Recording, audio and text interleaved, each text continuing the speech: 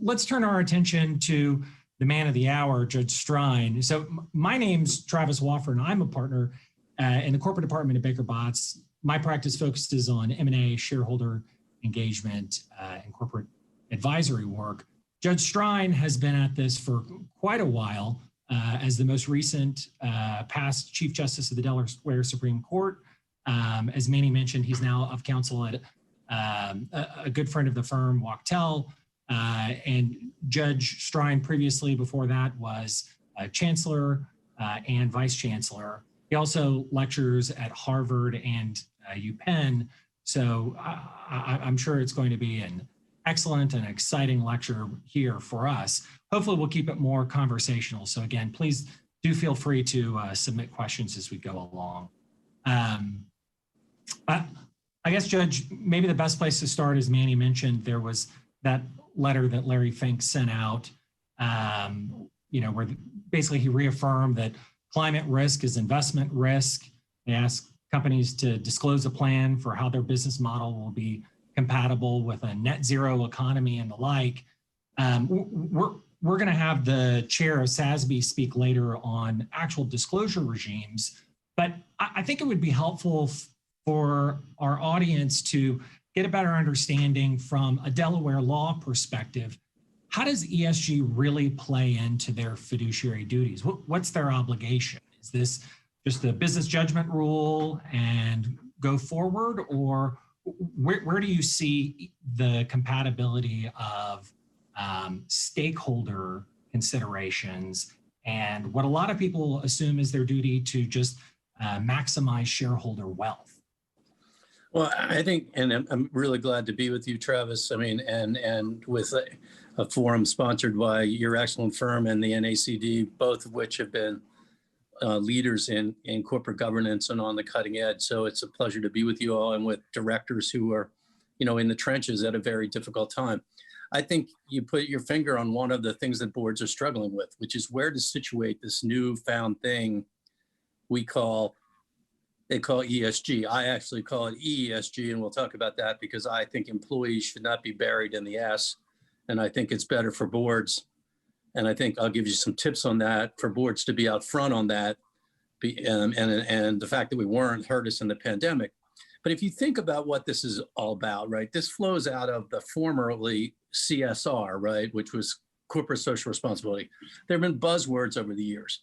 But it's really about how does the particular company you're a director at affect its stakeholders in society? Where do you rub up against them? Are there worker safety issues? Do you frankly have some immigration issues in your workforce? Do you have some issues in terms of equity in your workforce? Do you have Me Too problems? Do you, on the environmental front, are you an environmentally sensitive business in the sense that there's effluent from your manufacturing plants, or are, as many of you are, involved in working with companies that produce energy? We all use energy, but you're now the focal point of that, right? The fact that I drive a car every day and I heat my house doesn't put me as much on the front line as the companies that are making it. Then you have the whole issues of things like, what if you're dealing in foreign nations and affecting them? Or, how are you treating your workforce in them? If you're a pharma or food company, the safety of the products you're putting in people's body, the things of how, for food companies, as you know, Travis, increasing sensitivity around animals and about supply chains and that relates to climate, right? So the people are struggling with this, and people are saying, where do we put this? And I see some companies sort of throwing, let's create an ESG committee. And the way I situate it under Delaware law is that in many ways, this is nothing new. It's an integral part of something you're already supposed to be doing. And there's a doctrine, the first duty of companies is not to maximize profits.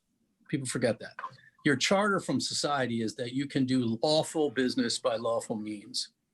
That's how we can have an enabling thing. So the first thing you have to do is confine the organization so that you're not a criminal organization, you're a lawful one. And the Caremark case, which was famously decided by the wonderful Chancellor Allen, my dear late friend, about 25 years ago, made clear that directors have an active role in this. You're supposed to make sure that you have compliance practices, that you identify legal risk, and you have some processes to tailor it. Now, how does that flow together with ESG?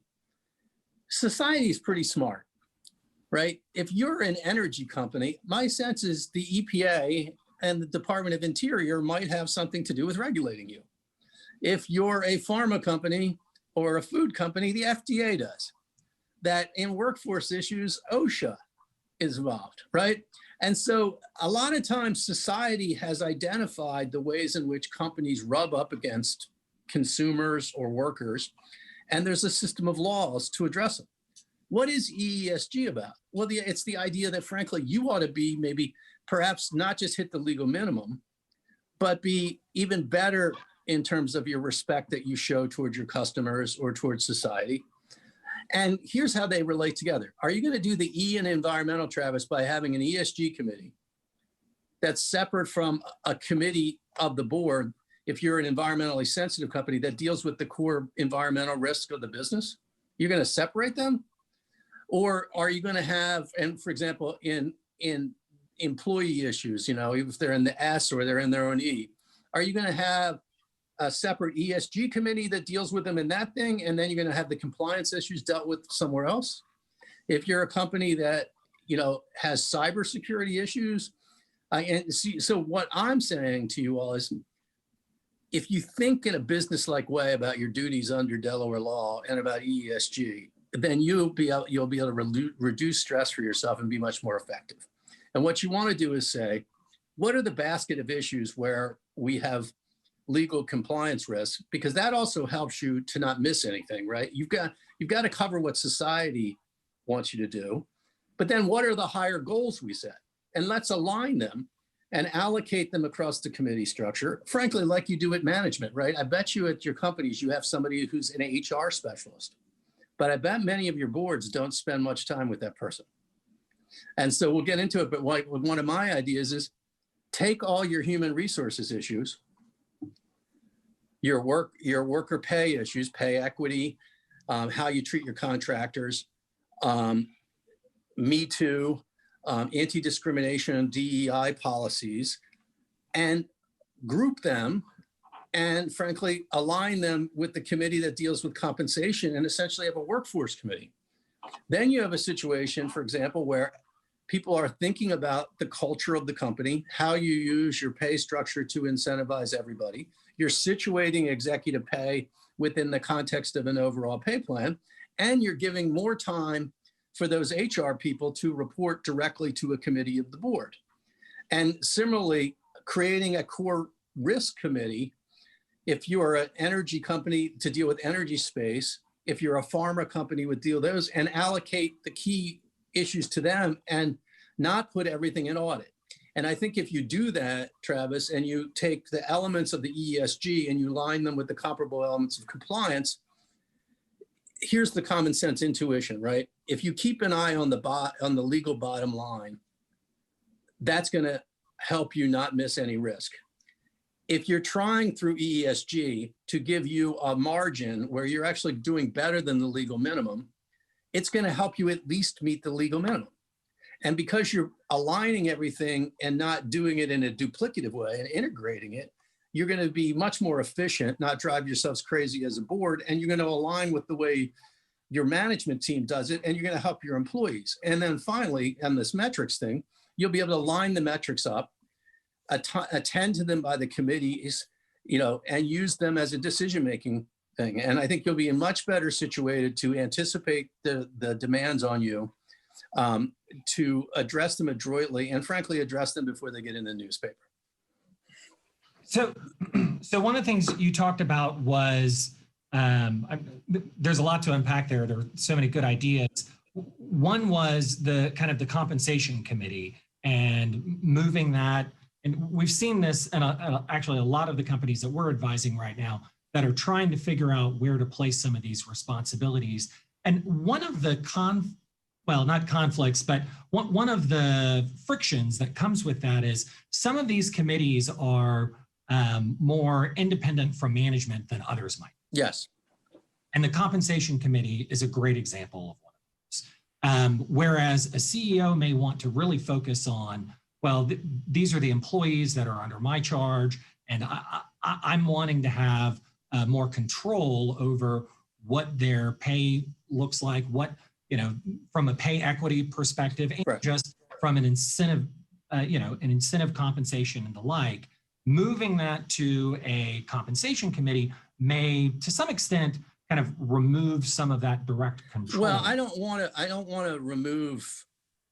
I think there's a balance between what management does, Travis, and Right. what the board does. But I would say that right now, many boards don't know anything about the basic top to bottom pay structures of their companies. We've seen a real change in gain sharing with the workforce, where the share of the work that the workforce used to get from gains in productivity and profits has gone way down in comparison to top management and stockholders.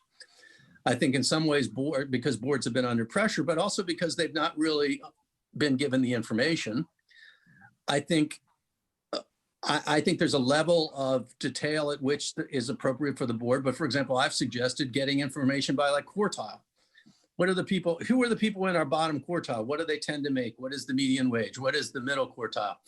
How does that look in terms of CEO pay? And also, frankly, with this ESG stuff, there's a building pressure that if you're going to make these matter, they've got to be built into the compensation incentives of management anyway.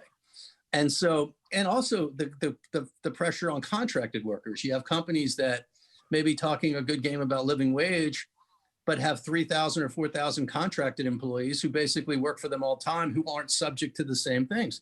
That stuff's getting caught out. And I'm just saying, from a business perspective, if you want to create a culture around diversity, equity, and inclusion, or around not having sexual harassment, right? The board ought to be overseeing that. It needs to oversee that from a compliance perspective. Why would you want to put it all in audit when you can have a unit of the board that actually deals with the human resources, the people of the company who are most important to its success? It doesn't mean management shouldn't take the lead. Of course it should, but the board should understand that. And the board there's also allocational issues. People forget how powerful $5 million to the C-suite is in terms of motivation to employees. $5 million to the C-suite is $5,000, $1,000 bonus checks, right? Mm-hmm. Now that can motivate people. That, if you could put that in the base pay of 5,000 people, for them, that's real stuff. Even if it's a note from everybody, it's been a tough year, but you worked hard. We know this won't pay for your whole family vacation or a new car, but we appreciate you.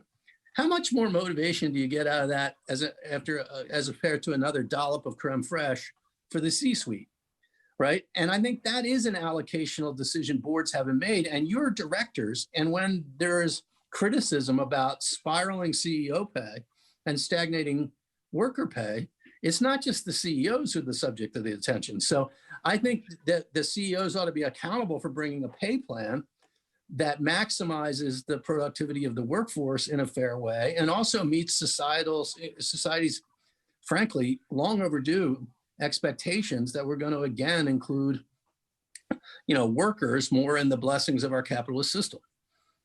And I also just say, here's a practical thing. I'd love to see a poll. How many of you think your audit committees have too long a line? There are managers who would like to spend time with the audit committee, but because the internal audit and CFO have so much of an agenda, they can't. How many general counsels actually ration time with the audit committee of other kinds of risks themselves? And why is it that we think that at a pharma or energy company, just because somebody is skilled in corporate finance, they're necessarily the best person to deal with the industry-specific environmental, food safety, or pharma risks? Dr. Fauci can't serve, Travis, on most audit committees, I bet, because Eddie would disclaim being a financial expert. But why is it okay to have a former accountant or CFO trying to manage EPA, complicated EPA risk and help the management team with that, or complicated pharmaceutical risk? And so I think we've just done a very lumpy job. I bet you if many of you look at your board organization, you're going to find that audit has a disproportionate amount of the compliance.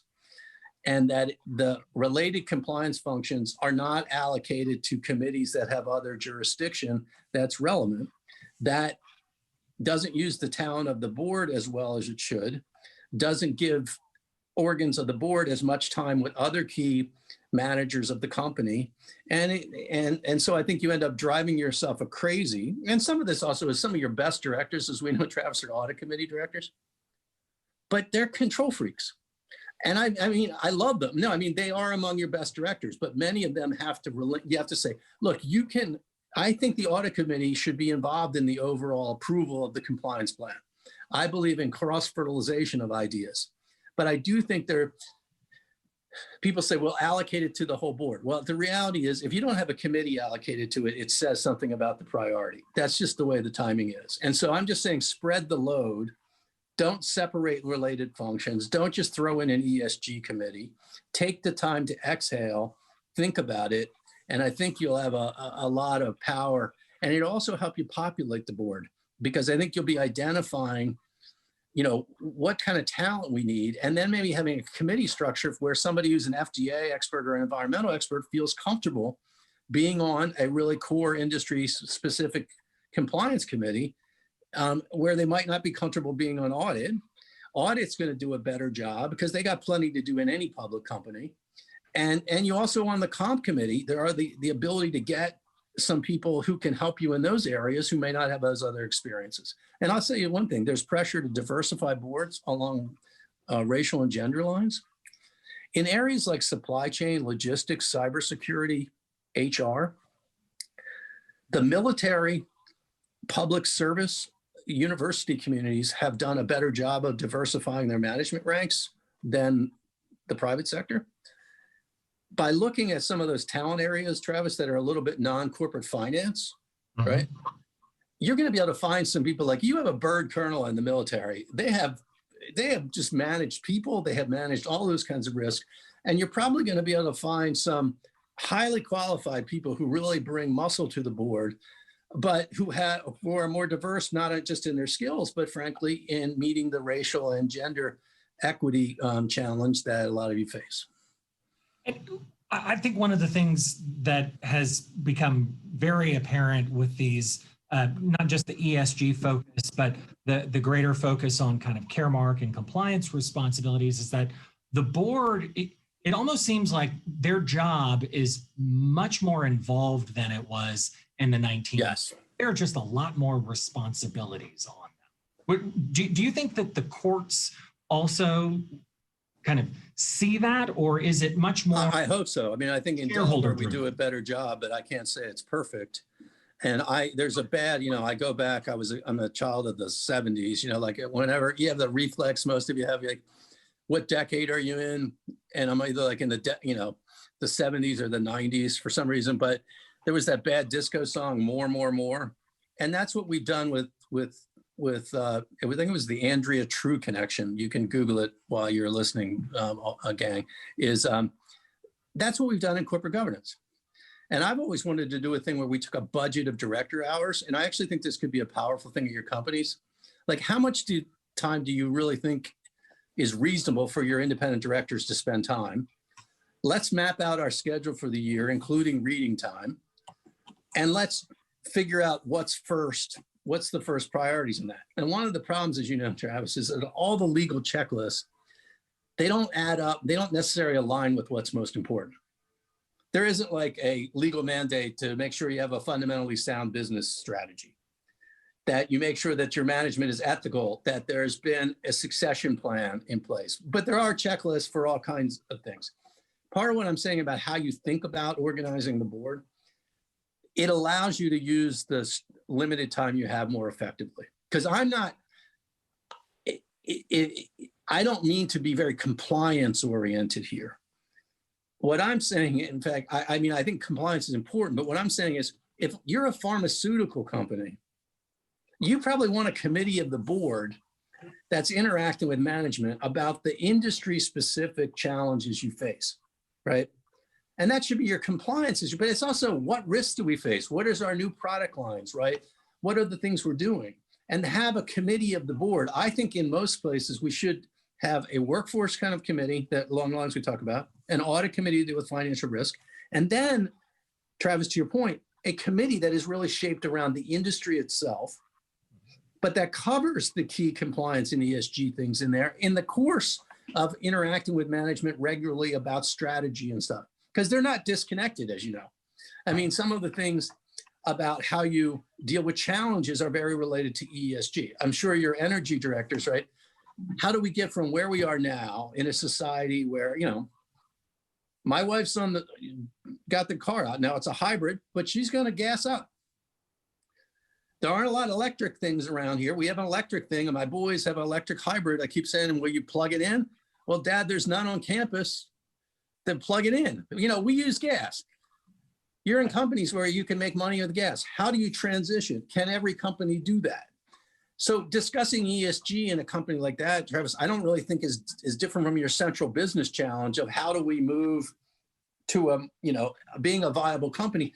And can we, or do we need to consolidate with a company that maybe has some new energy space assets who would like the cash flow of ours, you know, to help them transition? You know, those are things that are not, in my view, disconnected, those business realities from addressing ESG in general. Same thing with your poultry company. You know, how you treat your workforce, the animals, the supply chain, right? That's all integral to how you're doing business. And so I think it is, and part of what I would like to see is more flexibility to have separate votes of independent directors instead of mandating every committee be an independent director, but we have limited ability to do that, right? I mean, we can't, I've been calling for that for a long time. It hasn't happened. So in a world that's demanding, I think what you have to do as a director, and we've actually done too little of it, Travis, as advisors and stuff of this, is the board itself and the time it's able to spend needs to be treated in a business-like function way. You need to really analyze it and don't do it in a rote way. And I think it takes a little time to do it, but I think it can actually be a stress reliever in a very stressful world.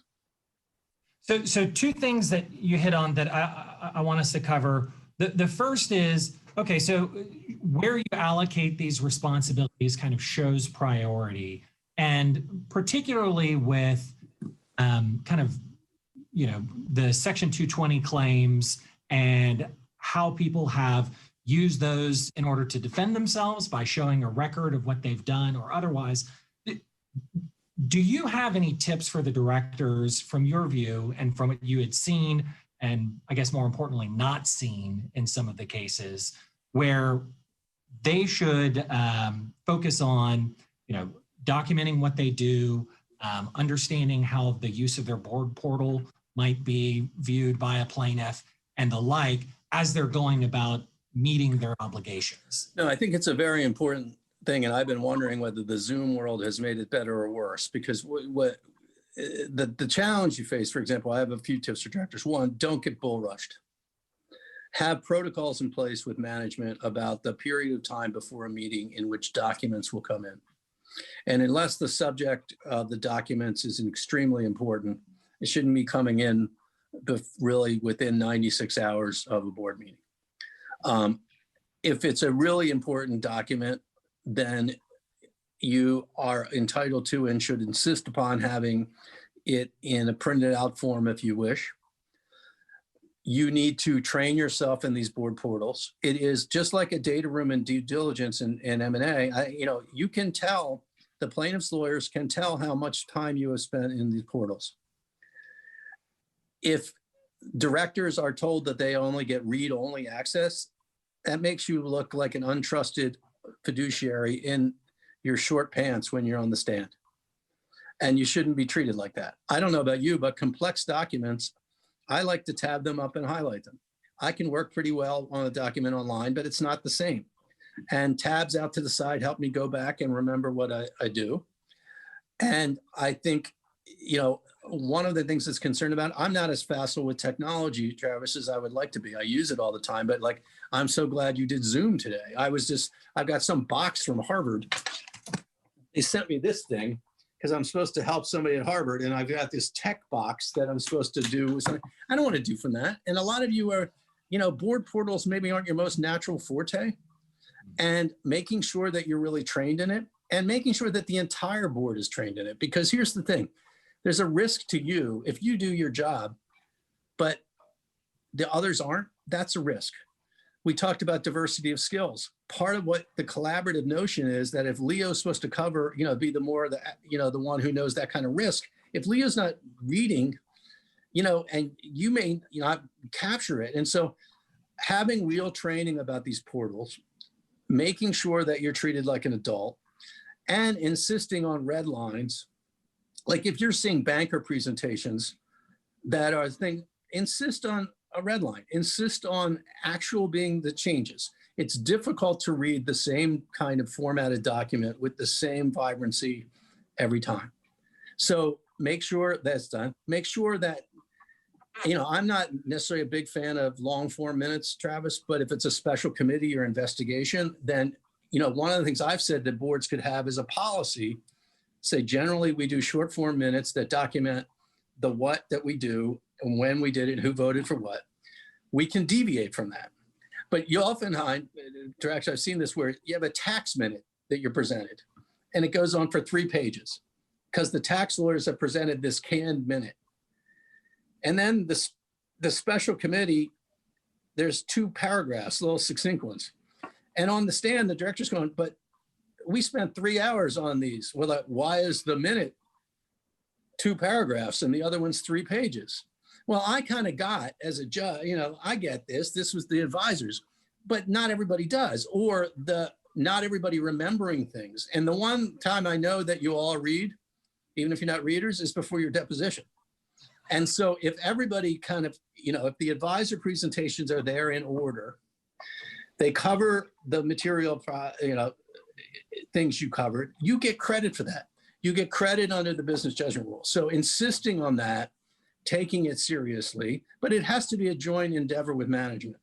And you really do have to insist that you're not, my friend Joe Cronfest, you may know, Travis, he said there's a military term called like hypnotizing the monkeys or something like that, or hypnotizing the chickens. The chickens. Yeah, where like you come in with PowerPoints and you just do this stuff. You're not at Tony and Tina's wedding, which is that play, the Italian-American play where you buy a ticket and you you're there and you're decision makers. And so you have to make sure that you're comfortable with the information flow. You have to insist that, look, if it's important management, then you stay up and get it to the board. But if we really need to have a special meeting or to cover this, we'll do it, but we can't be bull rushed. And one of the real problems is, that's what I was going to ask about the Zoom meetings, is getting information as you're heading into O'Hare, right? It's just annoying as crap, right? It comes into your board portal or your thing and you're like, and you're on a flight and there's temptations to go to sleep, to read something else, and that's dangerous. It's dangerous because human nature is that it's very difficult when you're not in a place to print. Like I've found it hard during the Zoom thing, Charles, because I don't have an industrial size printer. I have a lovely wife. I've been married to a long time. She's a wonderful person, but she was a very top level college field hockey player. When I hit print on a 50-page document, I'm afraid that that stick's going to come out of the thing and I'm going to get hit with it, and I think directors feel that too. Is like, I'm now going to the plane. I'm going to the hotel. They just hit me with a lot of this stuff. If it's that important, then have it at the hotel for the directors when they get there. Right. But that requires kind of annual discussion. And, you probably ought to have an annual board portal kind of thing. And I think we all just don't do well in that. And my bottom line, I have an article that Travis can get you on this that I think is very practical even for directors, is you do get credit for that's what the business judgment rule is all about. When you exercise your business judgment, courts tend to defer. When you raise questions that are good, then they should be documented by the advisors and dealt with. And that when there's a red weld of 6 months of deliberations during your 8 board meetings during that time, that shows that you thoughtfully considered all the relevant issues, the courts are going to defer to you. But if the record is sloppy and you're on the stand, several of you for 3 years after that, people's recollections differ. I don't remember what I had for dinner 2 nights ago. And, it's that record that's going to allow you to tell the story authentically. And because you get to write the play, there's really no excuse not to do it in a high stakes situation. That's part of why I do say, because it's a resource intensive thing, thinking about, you know, making express determinations. So generally we're a short form minute company.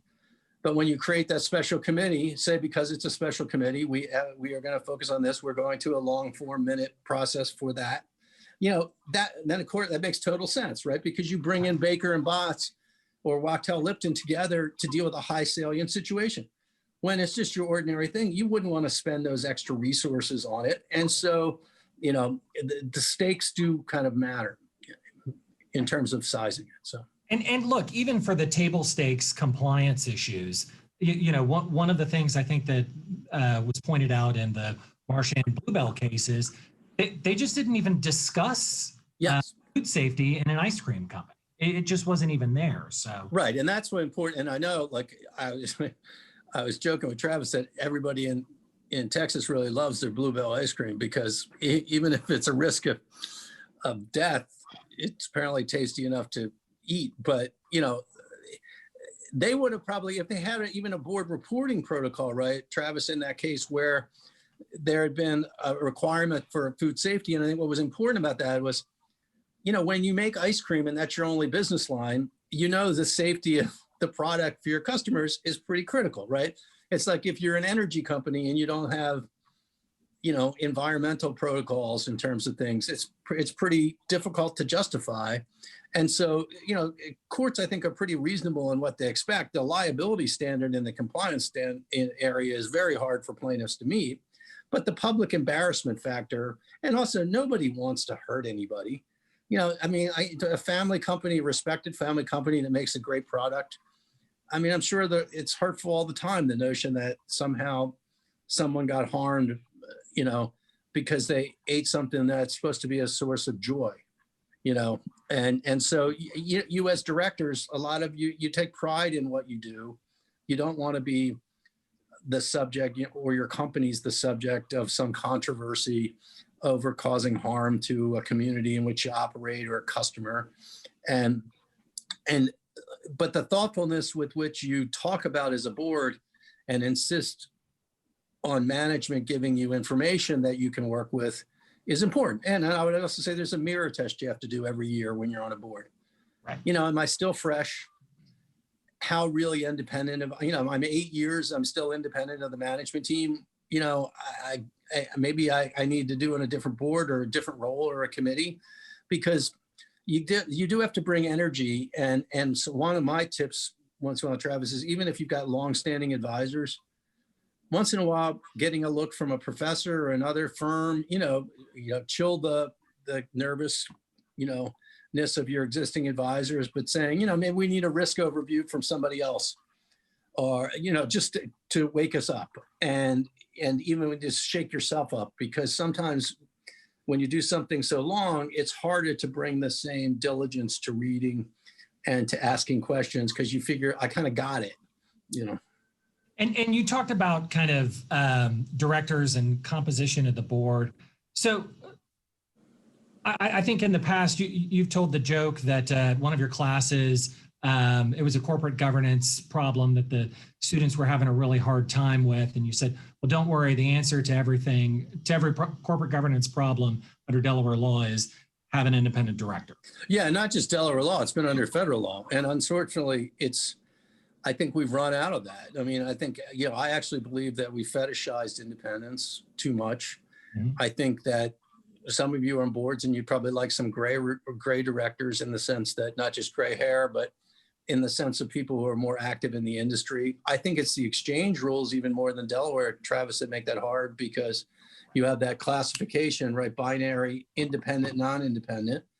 Nobody wants to be classified as a non-independent director, particularly, by the way, if you're not a controlling stockholder, right? There's no upside to it to just be a gray director from an industry affiliate, where the plaintiff's lawyers are going to name you as non-independent. You're classified that. Probably back home at the company where you work all the time, they're saying, why are you on that board? Which has been part of one of the reasons why it's harder to get active executives on other boards, right, with industry expertise. But that has been the answer, which is that, and the thing that you have to think about as independent directors is because that has been the answer, and because there's been a corresponding increase in the number of you and a corresponding increase in your pay, the expectations of you are probably higher. I still think it's one of the second safest job in society. First safest job, investment banker. Second safest, public company director. In terms of liability, much safer than being a police officer or a doctor or a nurse in terms of liability risk. But it has its reputational challenges, and and that's why I do think you have to watch how many boards you're on. I think you've got to not just think about how many boards you're on that are public company boards. You have to think about, am I on nonprofit boards, other sorts of things that prize some similar demands. And I think another good thing for your board to do every year is, if we had to organize a special committee about whom no one could have any reasonable question, can we do it? What I've been more surprised by, Travis, given the independent director thing, is the struggle some companies have of actually putting together 3 or 4 directors where the plaintiffs don't have some facts to plead that are a little bit icky. And I really don't think that should be the case in our rules. And I think it's actually a matter for management and the board and the lead independent director. Like, if we actually had an M&A situation, like where we got a bid and we wanted to generate some competition by having private equity, such that management might be part of the private equity thing, how would we do a special committee? Who do we have eligible for it, right? If we had to do an investigation, just thinking about that. And that's what I mean about, if I was on the same board with you for 8 years, Travis, I would think our relationship, I would hope, would change. It would deepen. It would be more difficult for me to be independent of you if you were CEO, because we'd worked together for 8 years. And so just sometimes thinking about those things in advance helps a lot, because there was a recent case out of Delaware that's a little concerning about a special committee case called Viacom. And it wasn't surprising, directors, that the controlling stockholder got held over to discovery, and it's not liability, it's at the motion to dismiss stage. But the special committee, despite being found to be independent, I guess, as a pleading matter, was held over because they arguably didn't do a good enough job, and the court said that I guess the level of effort or the outcome was so suspect that it raised an inference that they were a bit in the tank. And I think what we were talking about one, I wonder in that case whether it did influence the court that some of the independents' calls were close. You know what I mean, Travis, where it was a little uncomfortable. But it's that documentation, right? Because Travis made a point about 220. It's books and records. You get hit with books and records in it. Well, that's a downside in some ways. I mean, I'm not a big fan of the ubiquity of these things, but there is an upside. And I think Travis mentioned it, is that if you actually give these books and records in advance of the complaint, some of the judges put pressure and actually require it to be considered on a motion to dismiss. Sometimes the cases actually go away, and it makes it very hard for them to plead around these documents, and they actually have to confront them. So when you have that good record that Travis was talking about, it really helps you, I think, we would agree, Travis, in mitigating that risk. It also, there's another thing, is it depends who you're sued by. You don't want to get sued by, Patrick Mahomes and Tom Brady. I don't want to name some other quarterbacks, but, there might be some other quarterbacks that you want to get, play against. And if you have a good record, believe it or not, that does affect the quality of the plaintiff's lawyers who go after you. And that has an outcome in terms of things. And it also, the record that you're creating in M&A, and even in a special investigation situation, has atmospheric effects for your dealings with ISS and other opinion leaders and institutional investors. And that also influences the way your investors look at the situation, and therefore the way the plaintiff's lawyers do. And one of the things that I think that you've said kind of repeatedly during this, which is something that I love, and you use the analogy of kind of writing the play in advance of people watching it, is, so you're setting up that record, you're setting up independent directors for, that we do that under Sarbanes-Oxley and requirements of proxy advisors in the exchanges, but also in anticipation of potential M&A or consolidation in the coming year or 2 or 3. Putting those people in place now allows you to have a much better playing field with which to go up. Yeah, because as you know, one of the worst things is trying to bring in a director in a special committee, especially in an investigative context, because you don't have anybody.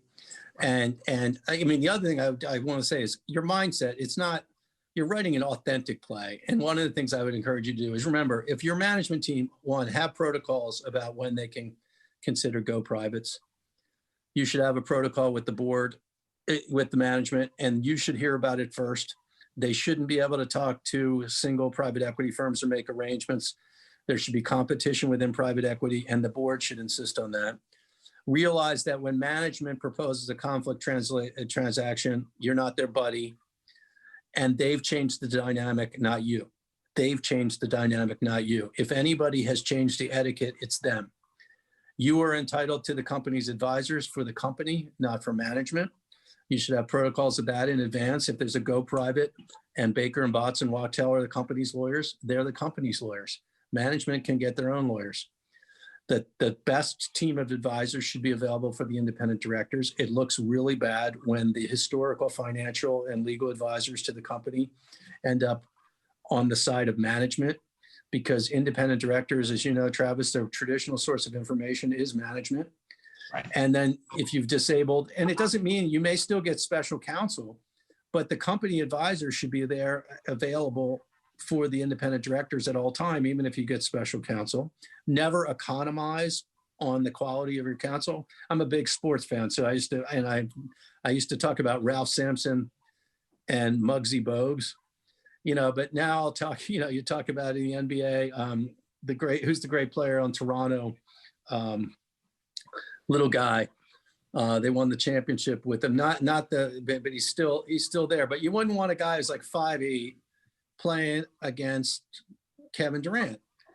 And if you got to do it, if you have Wachtell and Baker Botts for management, you don't want like a financial advisor in his off season because he's an H&R Block tax preparer in the spring, but he's got time in the fall to do your M&A deal, and then a public defender who got a little bit of a break during the pandemic. You want to match the quality of it, and it's really important because management knows more about the company than anybody. And so you want to be making sure that you have the right advisors. And I think what Travis is saying is game this out a little bit, have protocols in place for how you deal with these situations. And I'll give you a little tip, I don't know if anybody on the phones got a private equity toehold last year, some financing for private equity. There were these things, Travis, where unusual toeholds, 5 to 8%. Right. I suspect some of those are going to manifest themselves in full going private offers. There's going to be a lot of litigation risk about that, about whether, this was a nose in the tent, whether there's really a level playing field. Anticipating those kind of risks is important. I would urge any of you who got pandemic relief money or money from government to help your companies keep their workforce employed, to keep facilities open, to consider that as you go forward in M&A, because I think there's going to be some stakeholder dynamics that are going to be a little different if there are acquisitions, Travis, particularly by private equity or plans that might threaten the workforce, particularly if the target had received those kinds of subsidies. And I think there's going to be a confluence of that with a more intensive regulatory environment, which you'll talk about later in the morning. And those things do interact with litigation because, as we know, investigations, right, Travis, tend to spill over into plaintiff's activity and investor activism. And so I think it's going to be a bit of a challenge. And so the point that Travis made about thinking ahead, thinking if we're likely to do a transformational M&A deal in the next 2 or 3 years, what could it involve? Some potential conflicts of management? How would we handle that process? What are our protocols? What are the stakeholder concerns that might be more salient these days that go along with that, and how do we manage them? And, because there might be a different regulatory focus, particularly I think around workforce issues after the pandemic. I just think that's good hygiene for you all. And it also is just a good business exercise, because if you think about it, part of what you're also doing is just saying, where do we think this firm is going in a challenging world? And what are our options, and getting on top of what we need to do to be prepared to do it adroitly and with skill. Right. And look, I think one of the biggest challenges for directors to actually doing that is just inertia. A lot of them haven't been having these conversations, or maybe they're distracted with other things, and so haven't gotten the impetus yet to have those conversations at the board level, as opposed to a director thinking about these things to themselves privately. Well, and I got to give credit to these. I mean, last year has got to have been a very big challenge for many of you, where one of the things that was interesting about ESG is many people thought ESG was going to have kind of a big year in 2020. My sense is, in some ways, there was a little bit more talk than action, because I know we were working with several companies where just what was right in front of you in the next 3 months had to take up all of your time. And so the idea to kind of look ahead, it was very challenging. And so I think the way to reconcile that is you have to look ahead as to what you think you're going to have to confront, regardless of whether you want to do it. And if it's that there's increasing expectations around your carbon, footprint, about how you treat your workforce, or potentially that we might have to sell the business or do something, break it up, then I think what we're saying is make some time to figure out in advance how you're going to approach those things, give yourself some runway, and then it won't just hit you like an emergency and when you find yourself scrambling. So I think we're coming close to time on this. So let me look at a couple of the questions. We actually addressed several of them that came through. I know there are a couple of regulatory questions we'll save for the next panel. And I just would encourage you all to support the Biden moonshot to cure male pattern baldness. It's, I think with President Biden, I've been a long supporter of his and emulator of his hairstyle, except I didn't get the transplant. And so I would urge you all to be very supportive of that. So one of the questions that came out of it when we were talking about allocating responsibility on the board was, are there items that you think are so significant that they should be addressed by the full board as opposed to by a committee? I don't know if you're going to say the answer is, well, maybe if it's particularly important, you start with a committee and then have the discussion at the full board. Yeah, no, I think that's what I would say is, I think that, for example, your full-blown compliance plan, like when you go, how you've organized yourself, who's going to do what, I think that should be a subject to approval of the whole board. I actually think the compensation strategy for the company overall, it needs to be approved by the whole board, the basic business strategy of the company. But what I'm saying is, I think I hear too many people say the following: that's so important, it should be decided by the full board. I just don't think that's the way boards operate. What I mean by that is, I think if you slight the committee level, you're saying something about how important it is. And I think that what I would say is, if you have the 5 most important issues that you think you're dealing with the board, make sure that they're allocated across your committee structure, and then make sure that they drive your full board meetings. I like cross-fertilization. I'd actually like to see more. Like, a part of my view about compliance and about ESG is that the more different people kind of compare notes, like, I don't want the audit committee to be uninvolved in those things, but I don't want them. What I want them to do is to approve the overall compliance plan. I don't want an accountant driving my HR compliance or my environmental plans. That doesn't mean I don't want them to know about what you're doing, or vice versa. Like, the environmental people knowing what the finance committee is. So I think there's that real balance. So But I think what you should be doing, and again, this is a board, is what are the 5 to things or 10 things that we think really we got to be talking about? How are we going to use the full board as a forum of discussion? Is our CEO just hypnotizing us like chickens, or do we actually have real discussions at the full board? Like some leaders are actually comfortable. I worked for a governor who's now our senior senator. His view of the world, and I've been happy to work with some people, is everybody I hire, I want to be smarter than me. And I want them to have different perspectives. And I want to hear them discuss things. I'm ultimately confident of, I'm governor.